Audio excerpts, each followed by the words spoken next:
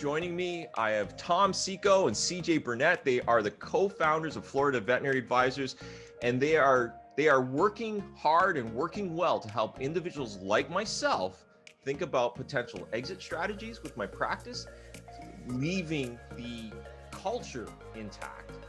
And they're also helping young veterinarians out there, and I know there's a lot of you guys out there who want to own.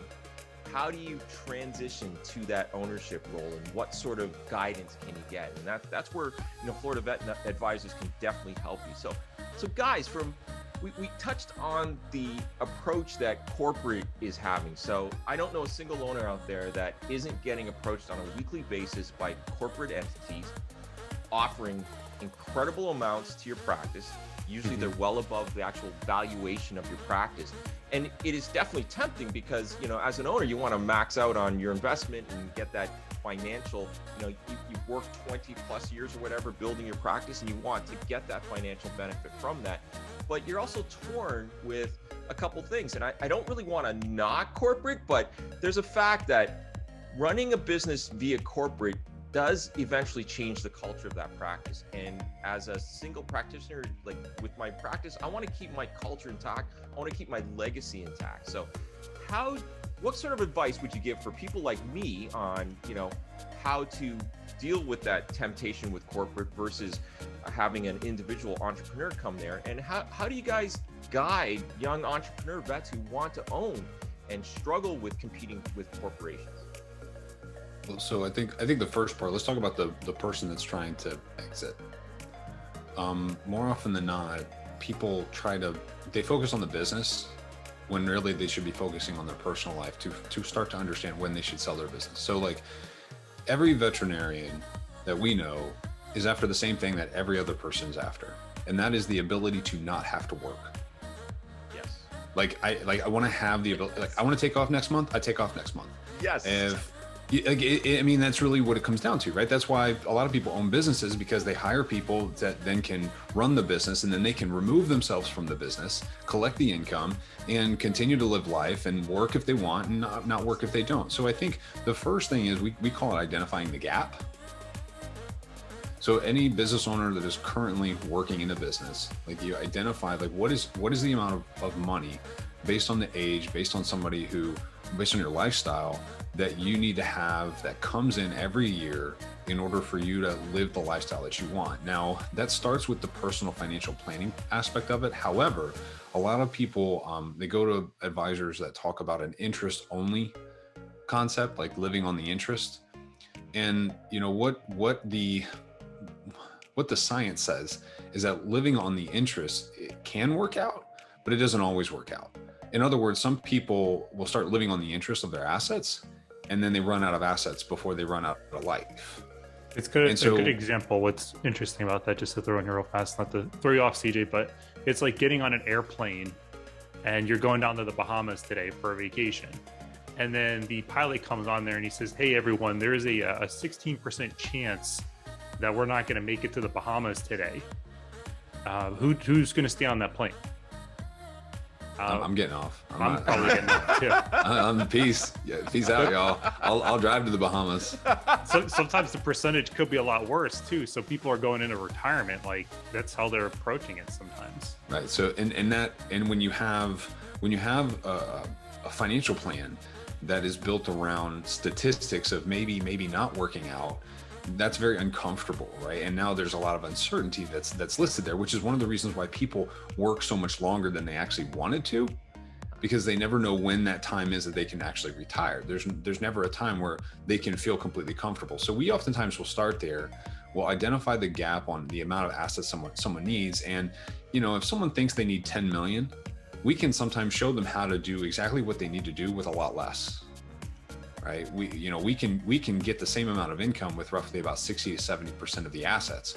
So that means a lot of people can retire earlier, or they can work longer and have a higher income in the future, right? Their lifestyle can be better over time.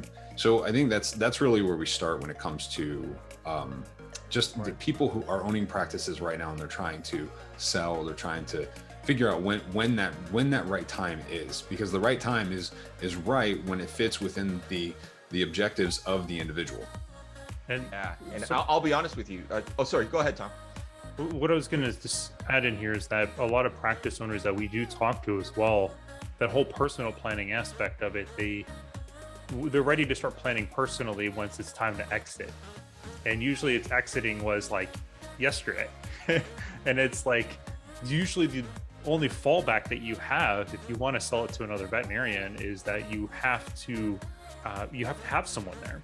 And if you don't have someone, you haven't been planning for it in advance, usually if it's like, we find a lot of practice owners are hitting a certain part in their career and they're just like, I'm tapped out, I'm done, like I need to get out of this. And the only option that's the carrot that's dangling in front of them at the moment is corporate. They had the desire and the drive to want to sell to a veterinarian or veterinarians in their practice. But then they're just like, well, I need the money to produce that income, like what CJ was saying. And I'm done. So if you're someone that wants to sell it to someone else, you have to, of course, timing is a huge thing in all of that. No, that's a great point. And I'll be honest with you, that's what many of the owners and even myself, it's like, you know, we don't really, how do I put this? I think we should plan ahead much more than we are. And I think that we reach a point, both mentally and physically, that we're at the point where, like, listen, yeah, like you said, you know, I'm done. This is it. I don't know how much energy I can have. And then where do I go from here? Because I haven't really planned. So there is that dangling carrot. There's that incentive to sell to corporate and everything like that. But oh, go ahead. Steve. No, I was going to say, we're business owners too, right?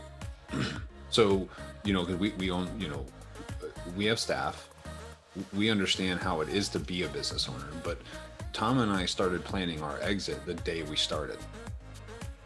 Like it's literally something, like, because there's so many things that you can do right now, even though you don't, let's say you got 20 years left, there's still something you can do right now with having the end in mind, that because time is the magical ingredient in all planning.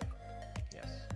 So if you got time, use that magical ingredient to its max capacity, because if time is the magical ingredient, and you know, you're like, hey, you know what, I'm not exiting for the next 7 to 5 years, I have time. Well, you may have time, but like you almost never do, right? Yeah, actually, right? And it's the only resource you can't get, just create more of, right? You can create more money, you can create more businesses, you can open up more locations, right? But you can't create more time. No, that's an excellent point. And so can I ask you guys are going to retire at a pretty young age then, I assume, right? Based on what your calculations I mean, we're already retired. Well, I would, so it's kind of funny you asked that, because yeah, I mean, there are things that we've already created that have put us in a position where we could take a very long time off if we wanted to. You know, I'm 34. Tom's, what are you, 32? 31. 31. Gosh, you're 31. Awesome. It's coming. Your birthday's coming. It's like next month. Yeah. So, well, I feel. I want to touch on real quick here too with the whole exit thing too. What I find interesting, because this certification, you brought this up earlier, this CEXP, because not a lot of many people know about our certification and what we're all about. And a lot of times people misunderstand that exit planning is when I'm ready to leave. But realistically, a certified exit planner is the pre-exit planning of what are all the steps that I need to be taking 30 years before I sell, 20 years before I sell, 10 years before I sell, a year before I sell. When I do sell it, what's my income plan in retirement? Like, how am I going to keep my lifestyle? And it's one of those things, as you're planning and doing these things, it's like we always need to, timing is a huge thing, like what CJ was saying. And, you know, with our business and everything that we're doing and how we're planning everything, is that we have a bigger picture in mind of what we want to accomplish. And it's like, if we can constantly keep working at that and we know where we want to go, everything else kind of falls in place. And then we know what steps we need to take. So many practice owners we talk to will not have that mind and forward. They got into practice because they're like, I want to practice my medicine the way I want to. I want to earn a certain amount of income. And then by the time you know it, it's like 30 years has gone by and they're like, oh shoot, like where do I go now? Like what happens now? Well, so, and it's fun. What I find funny is, so people oftentimes will say, well, I want to exit in 7 years. And then they go, but what if in 7 years I don't want to exit? Right? Like, Okay. Yeah. you know, it's one of those things like that. It's a very scary thing to commit, especially when you've been in a business for 10, 20 years, 30 years. It's an emotional thing to say, this is my baby. I'm going to hand it off to somebody else and I'm going to leave my baby. Like it can't just be a financial decision. And so, you know, there has to be some flexibility within plans to say, you know what, if you want to stay longer, you can. Right. And just because I'm setting my exit on, you know, my plan in this year of, you know, of like, you know, 2023 or whatever, I'm going to be exiting. It's important to also recognize that you don't want to have a plan that isn't flexible enough, that you can't just keep pushing that back, because you might get to the age of 60, 65 and continue to work. Like, you know, earliest age of, if you said, CJ, right now you could just fully retire, like dunzos. Like you're good for the rest of your life, I'd still show up to the office tomorrow. Like, because I'm 34 years old. Like I don't want to stop, right? And we've got a mentor of ours in the business. He's 73 years old. He actually just had his leg amputated because of health issues. Wow. And he's like still talking like he's going to be in the business for 20 years. You know, so he feels good enough. Like Tom's smiling because, you know, it just kind of depends, right? So, you know, yeah. I think you gotta also give yourself some grace as far as understanding. Okay, I can plan for an exit, but it doesn't have to be exactly the way that I plan it. No, that's awesome. And so I think the approach you guys take. So if I said, hey, listen, guys, I would like to retire in 5 years, we plan for that. But in that 5-year mark, I could do whatever I want, so to speak, right? That would be the game plan. A good plan has a plan when nothing goes according to plan, right? So you're getting these zingers, man. I love these zingers. These are going to be like little zingers. I love them. I mean, yeah. I guess you do anything long enough, right? I mean, well, and as you could probably tell, like we tend to think bigger picture out of the box, trying to pull together stuff from a bigger part and bring it in. And, you know, when you always think like that, you kind of tend to take a different perspective on how to plan. And I think that's one of the biggest flavors, biggest qualities that we bring to people when we plan, is we help them think beyond where they're at. Yeah, no, I'm inspired. You guys have totally inspired me. I'm incredibly grateful that you guys can retire at such a young age if you wanted to, and incredibly jealous that I didn't meet you guys 20 years ago. But I guess you guys would still be in high school, right? I was in high school, so you're not. And you know, it's funny. You're not the first one to say that, because we've had a lot of you. You know, where were you 10 years ago? Yeah, I was like, college. So that is so awesome. Okay.